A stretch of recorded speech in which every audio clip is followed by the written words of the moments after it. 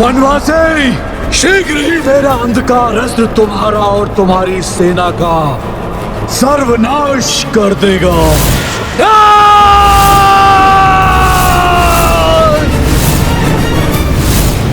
अब तो और भी तीव्रता से विस्तार हो रहा है इस महासंकट रूपी अंधकार का।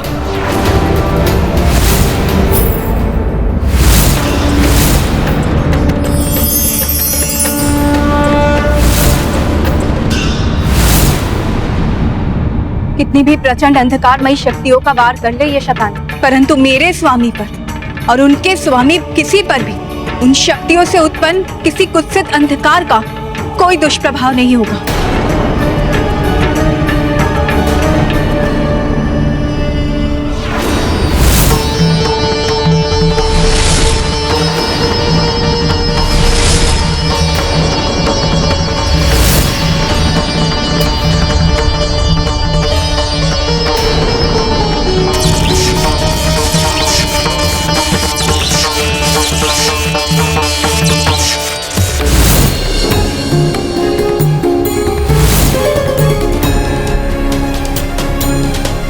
समय आने पर मेरा ये चीर आपकी सहायता करेगा, आपको हर क्षण स्मरण कराएगा कि कोई व्याकुलता से आपकी प्रतीक्षा में है।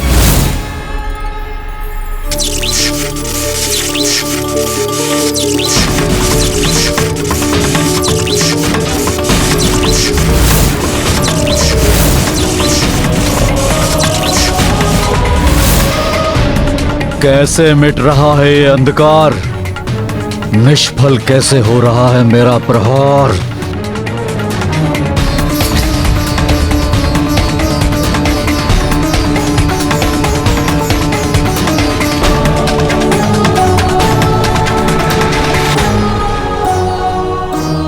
असाधारण पवित्र दिव्यता से परिपूर्ण उस आंचल का चीर है ये, जो पतिव्रत धर्म निभाते समय माता की ढाल बना।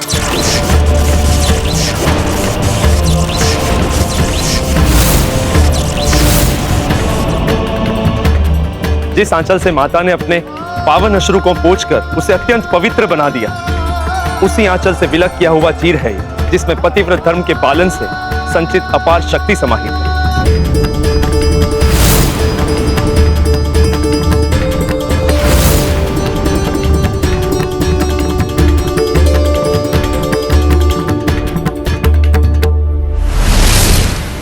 मेरी शक्ति का प्रभाव नष्ट कैसे हो गया? प्रभु श्री राम की जय! प्रभु श्री राम की जय! माता का निस्वार्थ स्नेह, उनके तप, त्याग और निष्ठा की जो शक्ति उन्होंने हमारे साथ भेजी थी, उसी ने हमारी रक्षा की।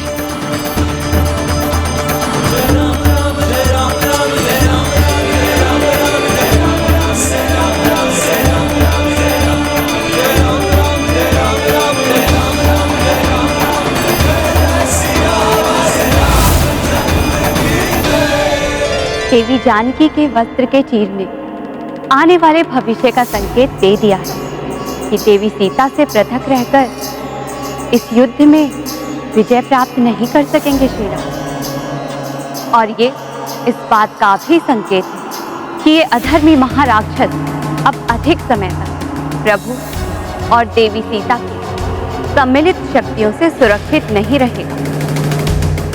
इसका सर्वनाश निश्चित है।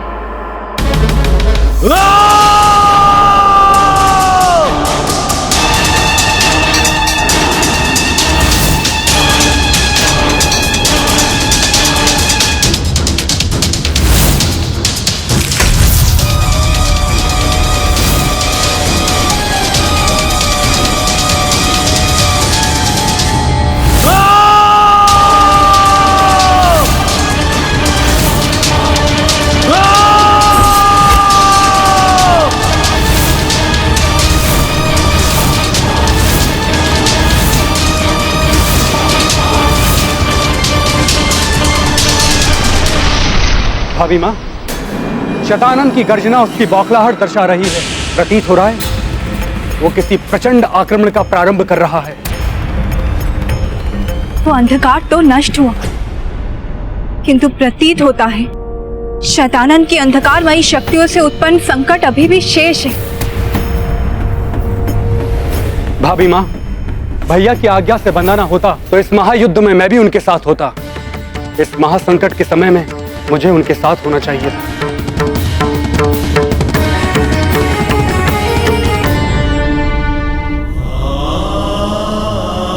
इसलिए पिछली बार के समान आप मुझे पुनः जाने की आज्ञा दीजिए।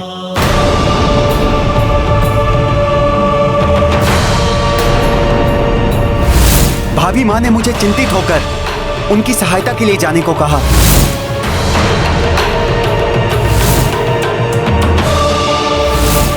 नहीं लक्ष्मण भैया, एक बार प्रभु इच्छा के विरुद्ध आपको जाने पर विवश कर इतने दीर्घ काल के लिए मैं प्रभु विरह की भागी बनी।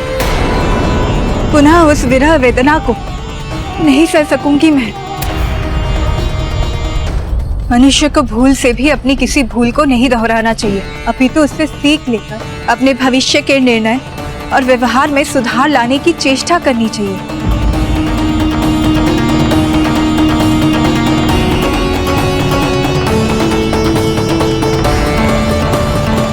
लक्ष्मण भैया, तब आप नहीं जाना चाहते थे, परंतु मैंने हट किया। आज आप जाने में इच्छुक हैं, किंतु मैं आपको रोक रही हूँ, क्योंकि मुझे विश्वास है कि प्रभु की आज्ञा के पालन में ही हम सबका हित नहीं। आप सर्वथा उचित कह रही हैं भाभी माँ।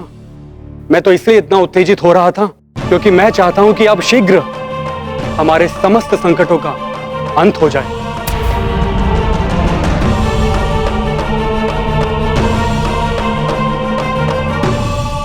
शीघ्र अतिशीघ्र अंत होगा इस विनाशी युद्ध का। शतानन और उसके मायावी योद्धा अंत करेंगे इस वनवासी और उसकी वानर सेना का।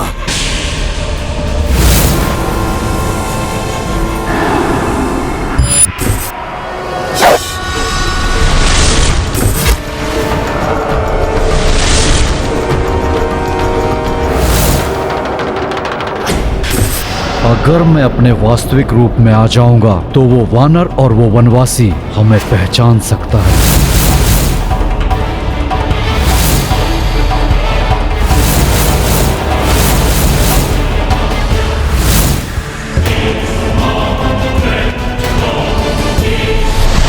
कैसा भी अस्त्र चला लो वनवासी, अपनी मृत्यु को नहीं छल सकोगे। तुमने छल से वध किया था ना दशानन का, अब देखना शतानन कैसे अपनी माया के बल पर तुम सबका अंत करेगा। कुछ ही क्षणों में वो तुम्हारा सर्वनाश करेगा।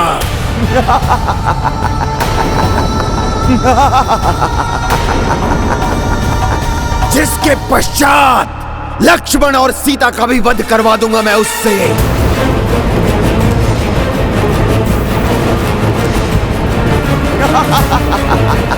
बस, बहुत बोल चुके हो तुम।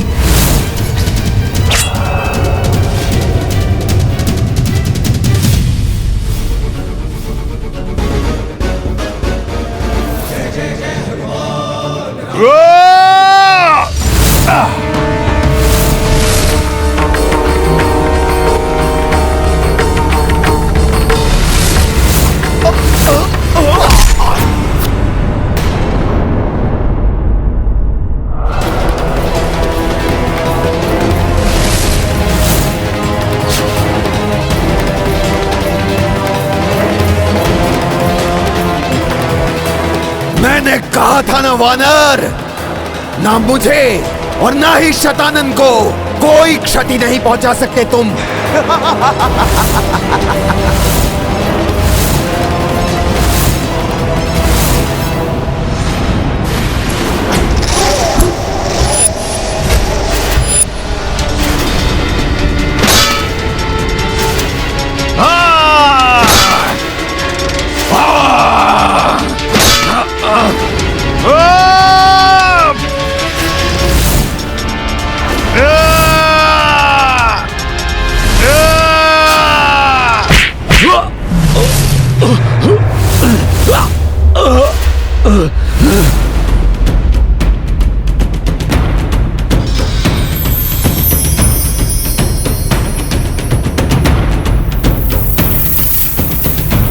मेरे वार से एक और शतानन उत्पन्न नहीं हुआ, अपितु वो आहत हुआ।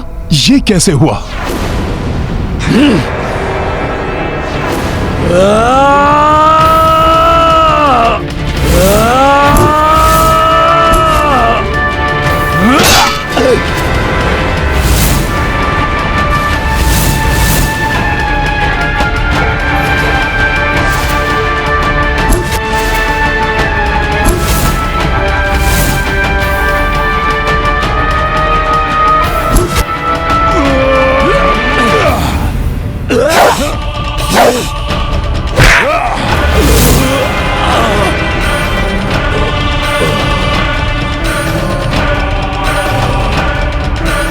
अंततः हनुमान ने शतानन को वश में करने का उपाय ढूंढ ही लिया।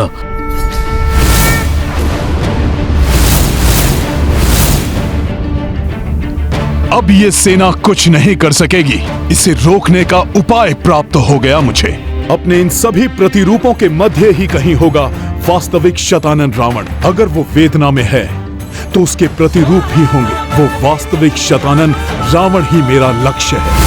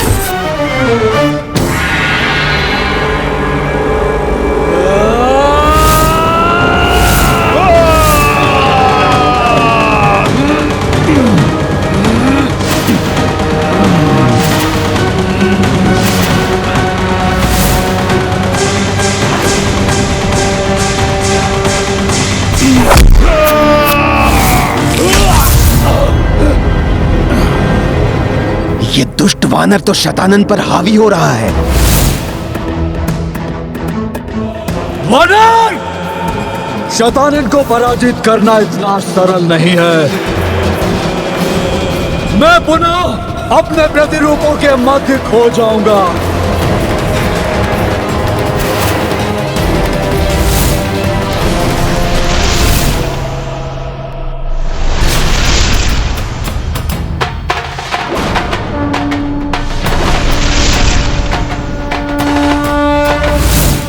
शतानन ने उस वानर का अंत क्यों नहीं किया? युद्ध छोड़कर कहां चला गया?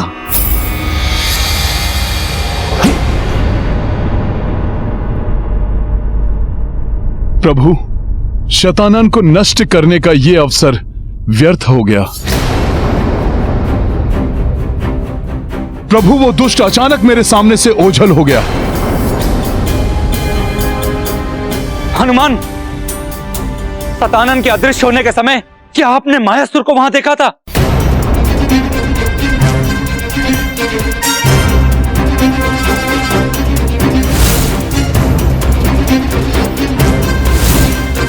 नहीं महाराज विभीषण।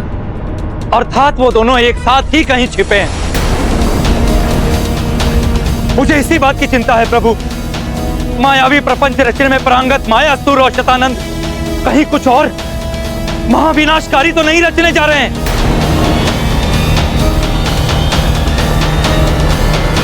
प्रभु, हमें पुनः सतर्क हो जाना चाहिए। शतानन की प्रतिरूपी सेना एक बार पुनः आक्रमण कर रही है।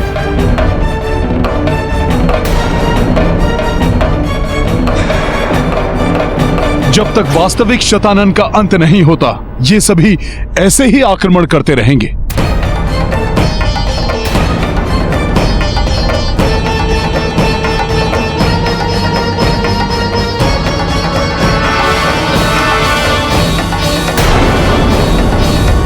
प्रभु, अभी तक इनके विरुद्ध हमारा सबसे सशक्त और प्रभावी अस्त्र तीव्र प्रकाश ही रहा है। इसलिए यदि स्वयं प्रकाश पुंज आदित्य इस पुष्कल द्वीप पर अपना प्रकाश बिखेर दे तो ये सभी स्वतः नष्ट हो जाएंगे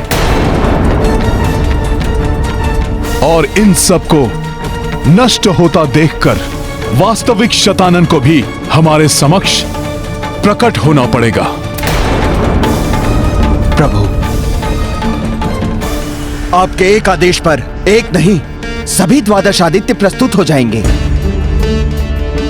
महाराज सुग्रीव, एक साधारण नर होकर मैं उन्हें कैसे आदेश दे सकता? प्रभु, आपकी लीला अपरंपार है। ये तो प्रभु सर्वज्ञात है। आप किसी भी अवस्था में अपनी मर्यादा का त्याग कदापि नहीं करेंगे। इसलिए आप आदेश नहीं देंगे, परंतु प्रभु आप पूजा कर उन्हें यहां पर उपस्थित होने का अनुरोध तो कर ही सकते हैं।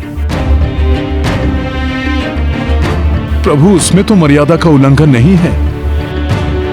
जिस प्रकार आपकी प्रार्थना से माता प्रसन्न हुई,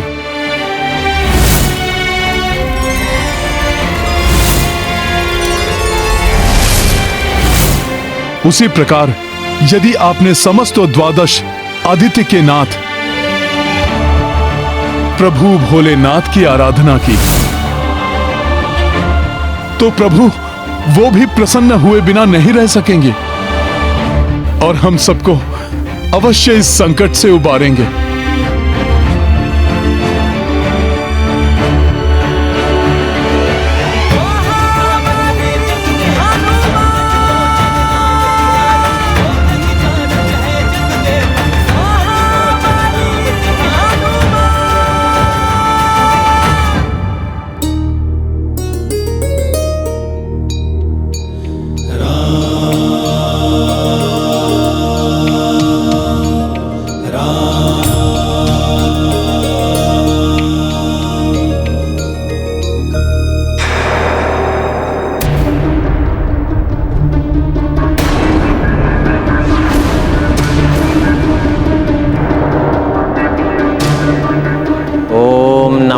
शिवाय।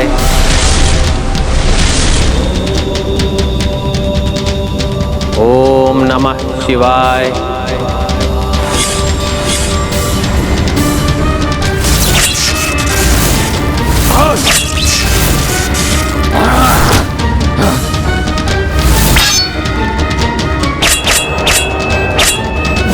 ओम नमः शिवाय।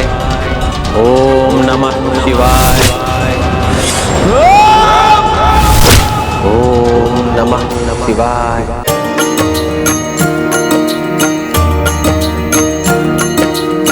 शिव पूजा करते रघुराई,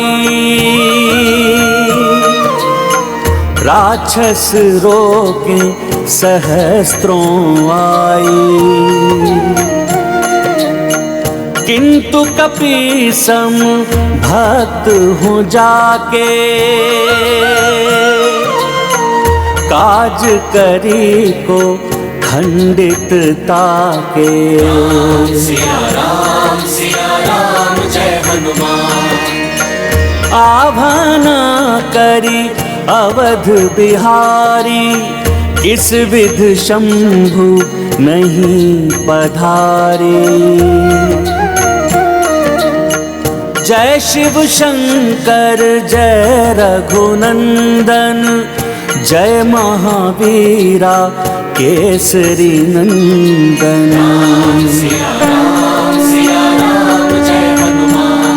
आज तो मेरे प्रभु ने आवाहन किया, मैं तो अवश्य जाऊंगा। ओम नमः शिवाय।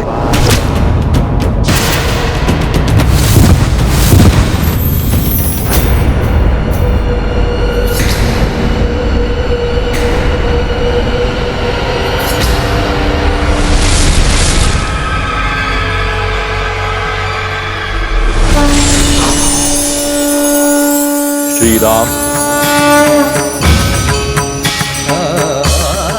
प्रणाम प्रभु। मुझे दर्शन देने के लिए आपको कोटि कोटि धन्यवाद। मुझे ज्ञात है सभी द्वादश आदित्य से सहायता प्राप्त कर आप इस राक्षस सेना को आशक्त बना सकते हैं। दुर्भाग्यवश अपनी मर्यादा का पालन करने हेतु वो अपना मार्ग त्याग कर यहां तो नहीं आ सकते, परंतु इस मार्ग से जाते समय वो अपना दिव्य तेज इस दिव्य द्वीप पर अवश्य केंद्रित कर सकते हैं। उनकी सहायता प्राप्त करने के लिए आपको मात्र उनके नाम का स्मरण करने की आवश्यकता होगी, परंतु स्मरण रहे सभी द्वादश मात्र एक ही बार आपकी सहायता कर सकते हैं, क्योंकि यह स्थान उनके मार्ग में एक ही बार आएगा और अंतिम आदित्य के प्रकाश की लालिमा क्षीण होने के पूर्व ही आपको वास्तविक शतानन के वध करने का उपाय ढूंढना होगा, अन्यथा वो अवजित रहने में सक्षम हो जाएगा।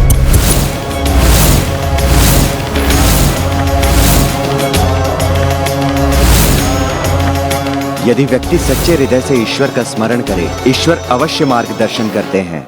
मुझे ज्ञात है सभी द्वादश आदित्य से सहायता प्राप्त कर आप इस राक्षस सेना को आशक्त बना सकते हैं, परंतु स्मरण रहे सभी द्वादश मात्र एक ही बार आपकी सहायता कर सकते हैं, क्योंकि यह स्थान उनके मार्ग में एक ही बार आएगा और अंतिम आदित्य के प्रकाश की लालिमा क्षीण होने के पूर्व ही आपको वास्तविक शतानन के वध करने का उपाय ढूंढना होगा, अन्यथा वो अवजित रहने में सक्षम हो जाएगा।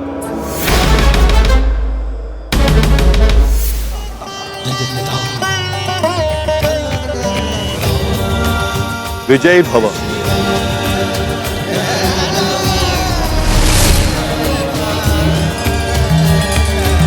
हनुमान, भोले बाबा के आदेशानुसार हमें सभी द्वादश आदित्य का नाम लेकर उनका आह्वान करने की आवश्यकता है। मेरी इच्छा है कि ये कार्य तुम करो।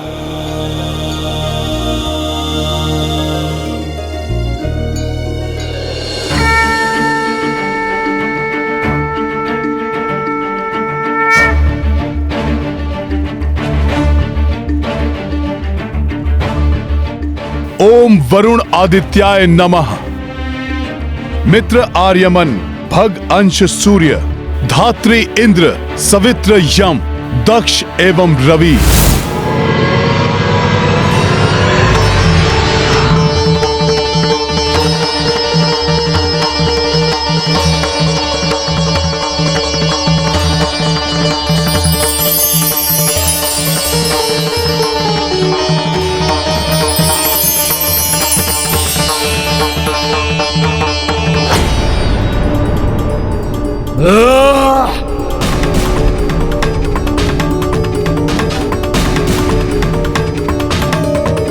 रक्षा करो, रक्षा करो,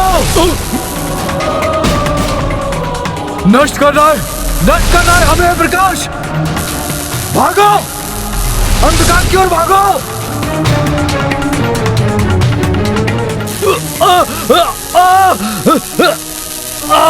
प्रभु श्री राम की, प्रभु श्री राम की, महाबली हनुमान की।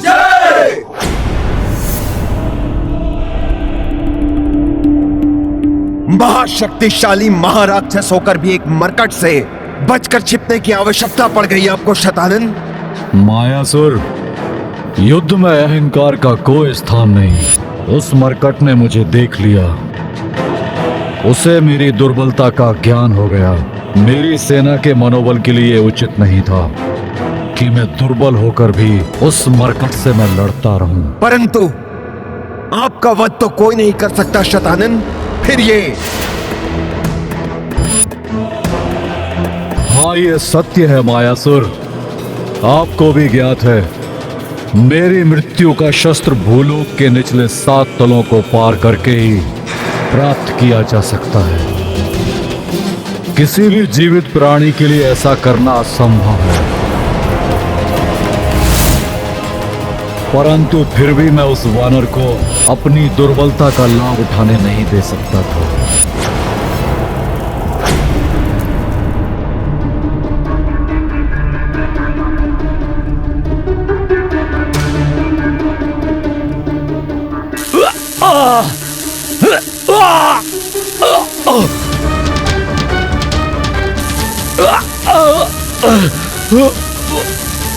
रक्षा करो!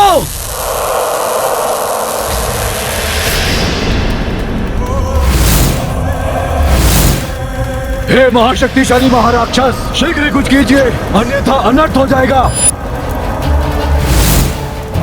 सभी 12 आदित्य उस वानर और उस वनवासी के आग्रह पर सहायता करने हेतु अपने प्रकाश को हम पर केंद्रित कर रहे हैं महाराक्षस, जिसके प्रभाव से हमारी सेना मिटकर धूल के कणों में परिवर्तित हो रही है। कुछ कीजिए।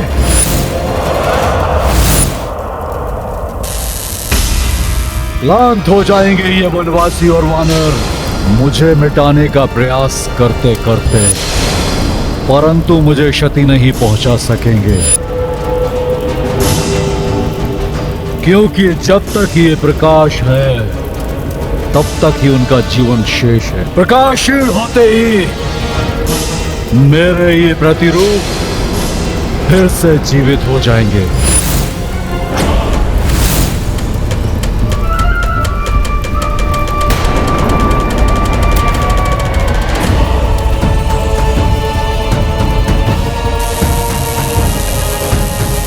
अरे, प्रकाश धूमिल पड़ते ही ये तो पुनर्जीवित हो गए।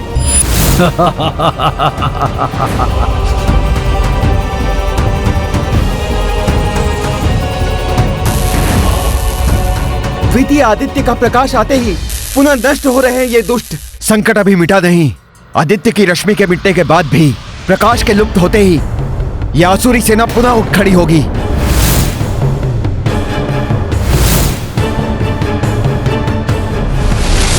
इन मायावी शैतानन प्रतिरूपों को सदा के लिए नष्ट करने का कोई तो उपाय होगा प्रभु।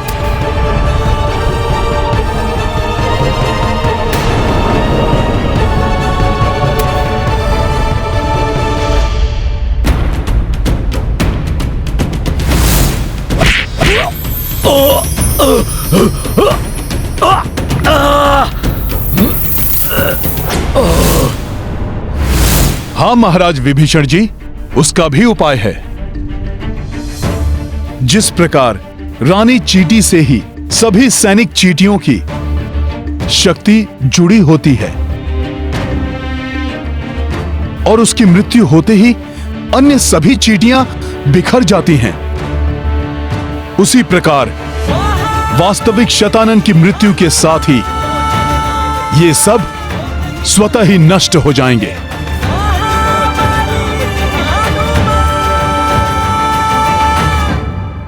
इसलिए हमें इस राजभवन के भीतर छिपे वास्तविक शतानन को ढूंढकर उसका वध करने का उपाय खोजना होगा। हनुमान का कथन सर्वथा उचित है। शतानन के साथ उनके पिछले युद्ध के पश्चात ही स्पष्ट हो गया था।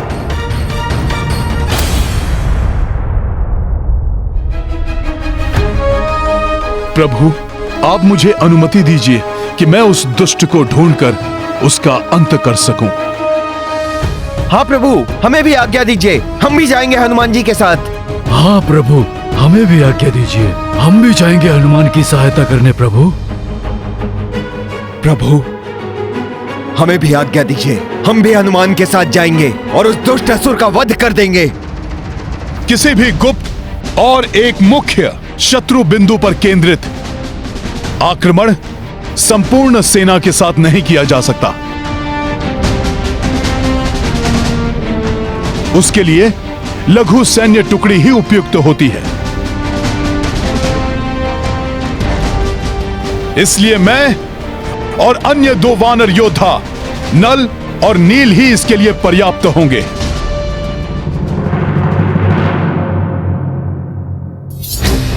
हनुमान, मेरा आप लोगों के साथ चलना अति आवश्यक है, क्योंकि वो महासुर राक्षस वहां एकाकी नहीं, मायासुर भी उसके साथ है। महादेव के अनुसार अंतिम आदित्य की अंतिम रश्मि तक ही समयावधि है हमारे पास।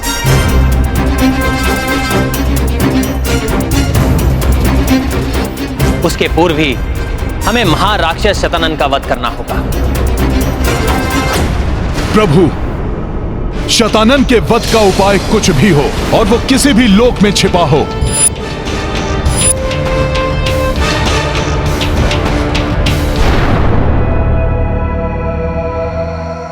आपके आशीर्वाद से आपका यह सेवक हनुमान उसे अवश्य ढूंढ निकालेगा।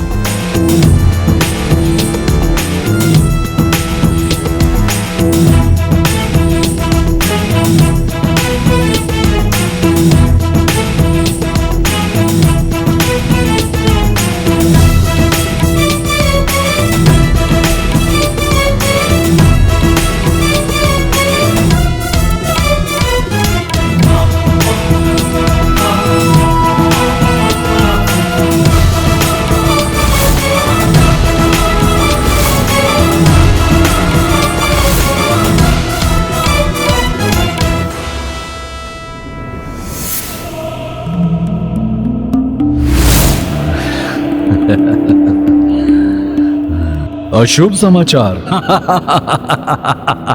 नहीं नहीं, ये तो बहुत ही शुभ समाचार है। आने दो उन्हें।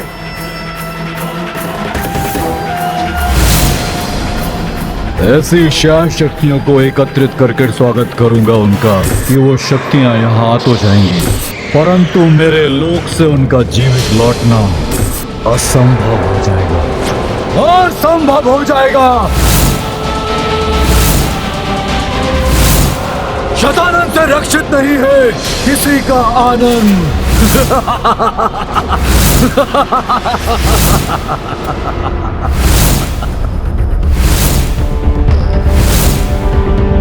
सावधानी पूर्वक आगे बढ़ना मित्रों। शतानन बहुत मायावी है, वो कुछ भी कर सकता है। ये मायावी कोई भी रूप धारण कर सकते हैं। सही कहा महाराज सुग्रीव। आने दो उन वानरों को। भूख मिटाओ अपनी, आहार बनाओ उनको अपना। कोई भी यहाँ से बच के न जाने पाए।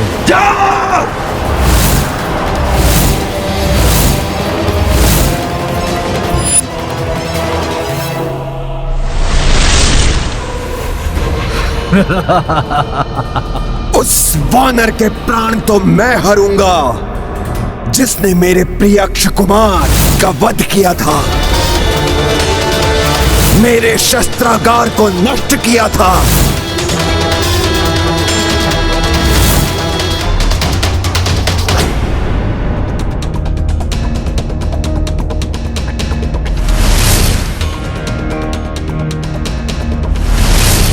प्रभु, जब तक द्वितीय आदित्य का प्रकाश है तब तक शतानन पुनः शीश नहीं उठा सकेगा। किंतु विभीषण जी, शतानन के अंश कणों के रूप में हमारी सेना पर मंडरा रहे हैं।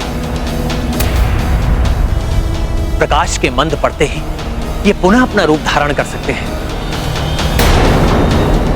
इसलिए हमें पूर्ण रूप से सतर्क रहना होगा।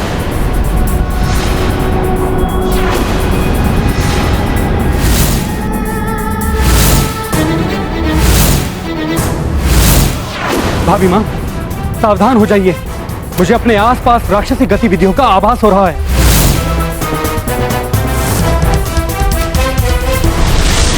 कभी भी संकट उत्पन्न हो सकता है। आप सब शीघ्र भीतर जाइए।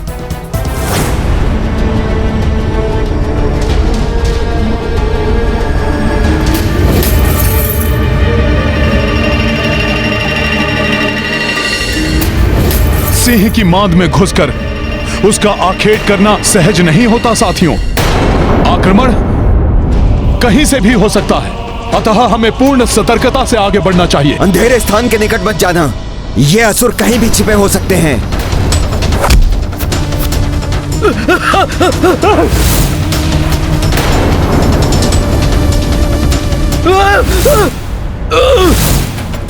नल!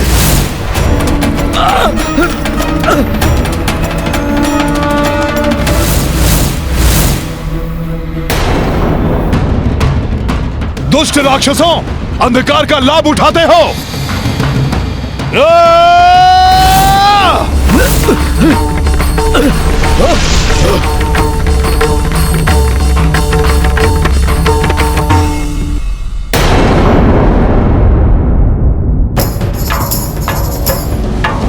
तुम ठीक तो हो नल? मैंने कहा था अंधेरे के पास मत जाना। हम सबको बहुत सचेत होकर चलना पड़ेगा। वो असुर बहुत ही मायावी है और कहीं भी छुपा हो सकता है। हमें हर पग बहुत सावधानी से रखना होगा।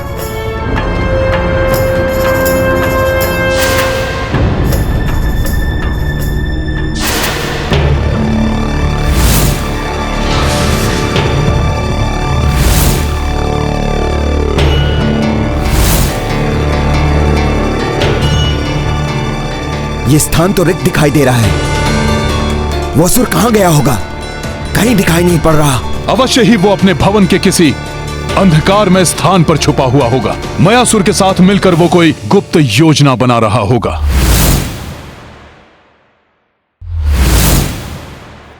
आगे चलकर ढूंढते हैं उस असुर को।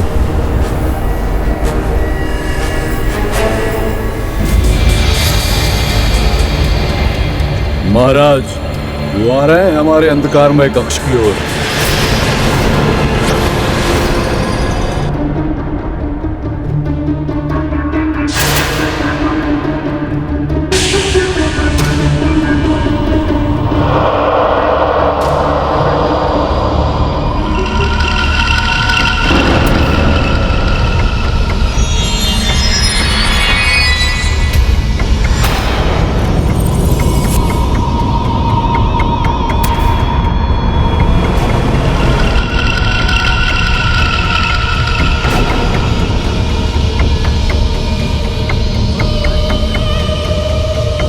ये क्या है? कुछ तो संदिग्ध सा प्रतीत हो रहा है। प्रतीत हो रहा है शतानन का मायावी कक्ष है ये। सावधान रहो सब। रुक जाइए सब।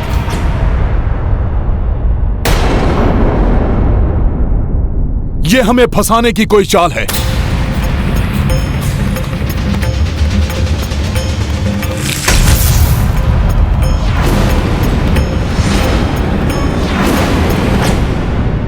ये क्या? ये द्वार तो लुप्त हो गया। फंस चुके हैं हम। अब क्या होगा? अब तुम कुछ नहीं करोगे, करेंगे हम। मरोगे तुम।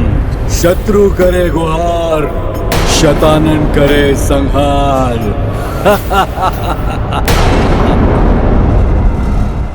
कुछ भी करो, किंतु तुम सब अपने स्थान से मत हटना।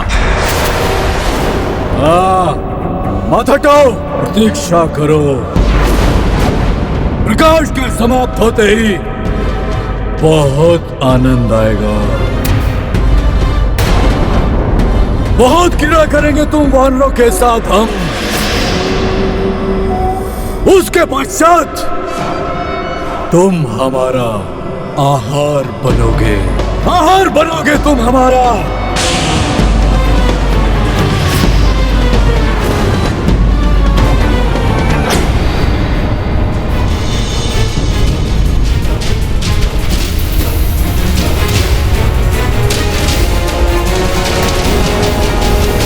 सावधान!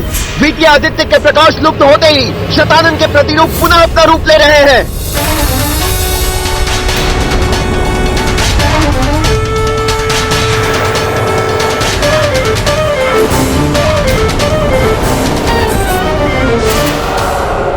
समाप्त कर दो इन वानरों को।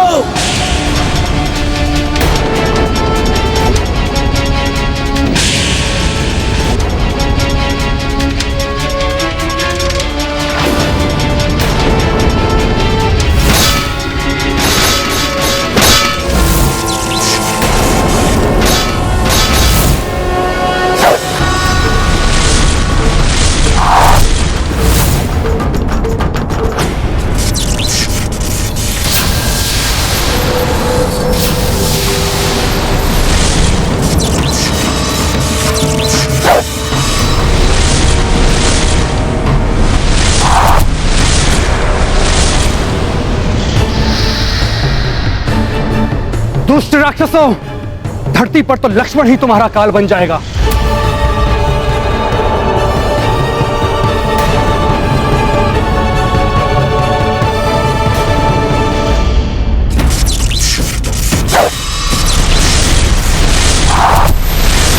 आओ दुष्टो, तुम तब को समाप्त कर दूंगा। अब होगा तुम वानरों का अंत। अब होगा वानर वीरों, आक्रमण!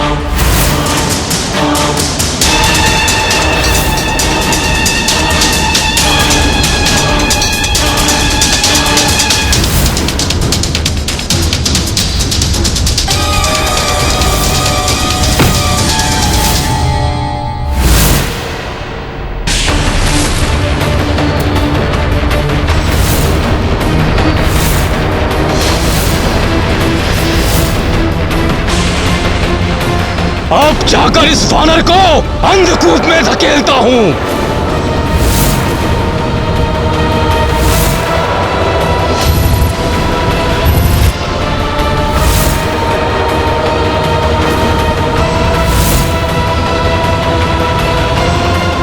अंधकार का सामना संयम और बुद्धि से ही किया जा सकता है।